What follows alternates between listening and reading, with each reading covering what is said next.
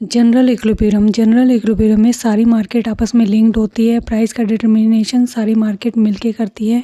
Equilibrium भी सबका एक साथ होता है, जो बना सारा का सारा बिक जाता है। इक्विलिब्रियम रहता है, कंज्यूमर और प्रोड्यूसर दोनों सेटिस्फाई होते हैं, फुल एम्प्लॉयमेंट होती है। ये लॉन्ग रन का मॉडल है, इसमें कांस्टेंट रिटर्न टू स्केल होते हैं, कॉस्ट और टेक्नोलॉजी सबकी सेम रहती है और टेस्ट और प्रेफरेंस भी नहीं बदलते।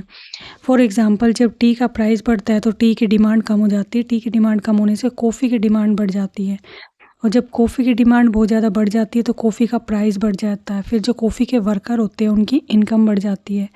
अब जो कॉफ़ी के वर्कर है जिनकी इनकम बढ़ गई, वो मोबाइल की डिमांड बढ़ाते हैं। जब मोबाइल की डिमांड बढ़ती है तो जो मोबाइल के वर्कर होते हैं उनकी इनकम बढ़ती है, और मोबाइल के वर्कर टी की डिमांड बढ़ाते हैं, तो वापस से इक्विलिब्रियम टी की डिमांड पे हो जाता है, और टी की डिमांड जो स्टार्टिंग में कम हुई थी वो वापस से लास्ट में बढ़ जाती है। इस तरह से इक्विलिब्रियम गोल घूमता है पूरे सर्कल में।